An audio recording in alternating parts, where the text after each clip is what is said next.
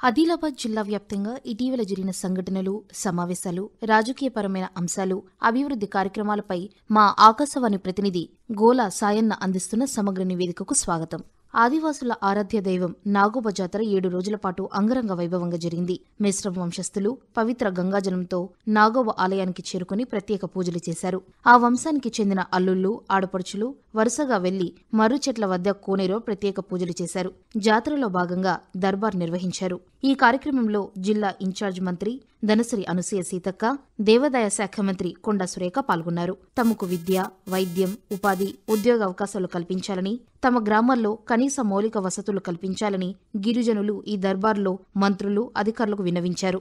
జాతర 3వ రోజు ఆదివాసీ సంస్కృతి సంప్రదాయాలు ఉట్టిపడేలా కళాకారులతో ప్రదర్శనలు ఘనంగా నిర్వహించారు. ఈ ఉత్సవాల్లో జిల్లా collector Rajarshi Shah, SP Ghaus Alam, Khanapur MLA Bojju జాతరను సందర్శించి నాగబోధ దేవుడికి ప్రత్యేక పూజలు చేశారు. పట్టభద్రుల, టీచర్ల ఎమ్మెల్సీ ఎన్నికల నిర్వహణకు పగడ్బందీగా చర్యలు చేపడుతున్నామని జిల్లా పాలనాధికారి రాజర్షి షా తెలిపారు. జిల్లాలో 32 పోలింగ్ కేంద్రాలను ఏర్పాటు చేశామని తెలిపారు. పట్టభద్ర ఓటర్లు 14,586 మంది ఉండగా ఉపాధ్యాయ ఓటర్లు 1,561 మంది ఉన్నట్లు తెలిపారు. జిల్లా వ్యాప్తంగా ఎమ్మెల్సీ ఎన్నికల నియమావళి అమల్లో ఉందని పేర్కొన్నారు. రోజుకో రకమైన మోసంతో సైబర్ నేరగాళ్లు ప్రజలను మోసం చేస్తున్నారని, వారి ఉచ్చులో చిక్కుకుని ఆర్థికంగా నష్టపోవద్దని Adilabad cyber crime DCP Asif Ulla అన్నారు. ఎవరైనా ఫోన్ చేసి డబ్బులు అడిగితే వాళ్లను సైబర్ నేరస్తులుగా గుర్తించాలని సూచించారు.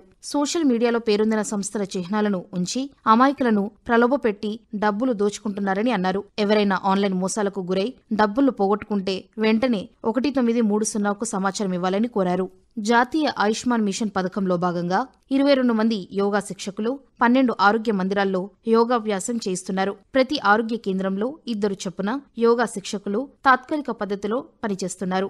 మధుమేహం, అధిక రక్తపోటుతో బాధపడుతున్న వారికి వైద్యుల సూచనలతో పాటు యోగాసనాలు, ధ్యాన శిక్షణ ఇస్తున్నారు.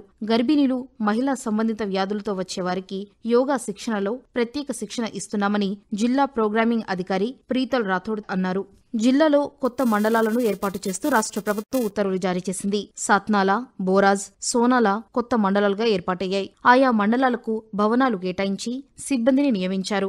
జిల్లా కలెక్టర్ రాజర్షి షా ఈ మండలాల్లో పాలనా కార్యకలాపాలు ప్రారంభించారు. భ్రూణ హత్యలు నివారించి ఆడ శిశువులను కాపాడడానికి వైద్య శాఖ గర్భస్థ పూర్వ లింగ నిర్ధారణ నిషేధ చట్టం పగడ్బందీగా అమలు చేస్తున్నామని జిల్లా వైద్యాధికారి రాథోడ్ నరీందర్ అన్నారు. ఈ చట్టాన్ని జిల్లాలో అమలు చేయడానికి ఎన్జీఓల సహాయంతో గర్భిణీలకు, మహిళలకు ప్రత్యేక అవగాహన సదస్సులు నిర్వహిస్తున్నట్లు పేర్కొన్నారు. స్కానింగ్ సెంటర్లు లింగ నిర్ధారణ చేసినట్లు తెలిస్తే వారిపై చట్ట ప్రకారం కేసులు నమోదు చేస్తామని చెప్పారు.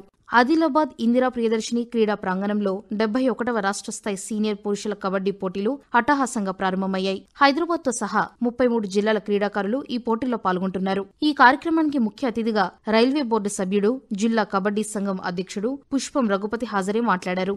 ఆటలు ఆరోగ్యానికి ఎంతో దోహదం చేస్తాయని, ఆయా ప్రాంతాలకు చెందిన వారి సంస్కృతి సంప్రదాయాలు తెలుస్తాయని అన్నారు. క్రీడల ద్వారా స్నేహపూర్వక సంబంధాలు పెరుగుతాయని పేర్కొన్నారు.